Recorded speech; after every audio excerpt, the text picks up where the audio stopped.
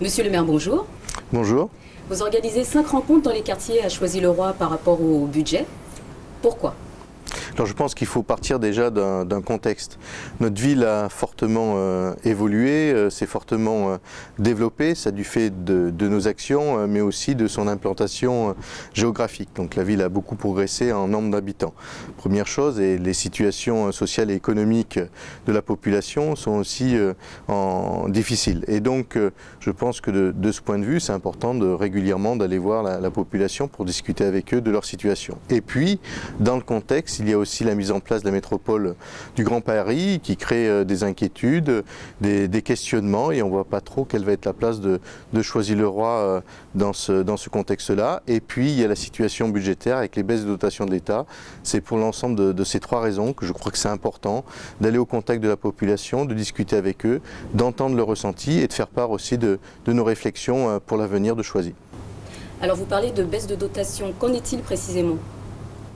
Bien, aujourd'hui, sur Choisy-le-Roi, les estimations qui sont faites, c'est que à l'horizon 2017, nous aurons 8 millions à trouver. Donc il faut agir aujourd'hui sur deux aspects. Demander à l'État de ne pas diminuer les dotations aux collectivités locales, ce que je m'efforce de faire, et vous savez que l'ensemble des maires se sont mobilisés contre cette décision gouvernementale. Et l'autre aspect, c'est discuter avec les Choisiens pour la valorisation de nos services publics. Qu'est-ce qu'on veut pour des services développés, solidaires et efficaces en proximité avec les citoyens. Alors qu'est-ce que cela signifie pour les Choisiens, des services publics développés, solidaires, accessibles à tous ? Vous savez, lors des élections municipales, nous avons présenté un projet de ville. Pour la mise en œuvre de nos orientations dans ce projet de ville, nous avons besoin d'un service public qui puisse répondre à nos exigences. Et donc de ce fait-là, les services tels que vous l'évoquiez, développés, solidaires, accessibles à tous, ce sont des services qui créent du lien auprès de la population, qui doivent sans cesse répondre à leurs besoins, qui doivent être attentifs aux demandes, qui doivent répondre dans des conditions parfaites, le mieux possible aux demandes des Choisiens, que ce soit dans tous les domaines, dans le domaine de la culture. L'exemple ici, nous sommes à la médiathèque et un bon exemple de ce qu'on peut faire, de la valorisation du service public, mais aussi dans les domaines du sport, dans les domaines de la restauration. Et si on prend l'exemple de la restauration comme d'autres tarifs, je crois que l'accessibilité des services, c'est aussi permettre à l'ensemble des Choisiens, quelles que soient leurs ressources, de pouvoir bénéficier d'une prestation qui ne grève pas trop leur budget familiaux.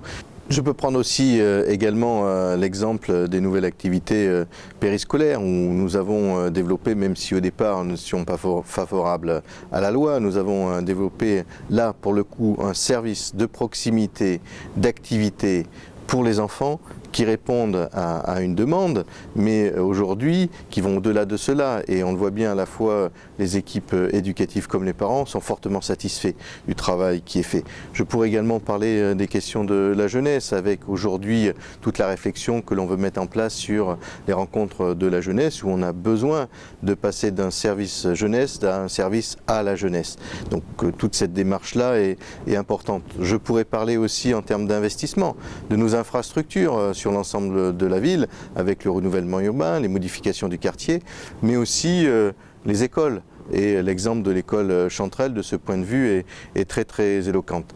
Si on regarde l'ensemble de ces services, on s'aperçoit que demain, avec la réduction de la dotation générale de fonctionnement, nous ne serons peut-être plus à même de pouvoir les faire. Donc la question, elle est essentielle, et c'est celle-là. C'est est-ce que demain, les communes auront la capacité de la volonté politique, de leur volonté politique, mais aussi de la réponse aux besoins de la vie des gens. Et pour conclure, comment comptez-vous agir ? Alors agir, la municipalité peut agir, mais seule elle n'est rien.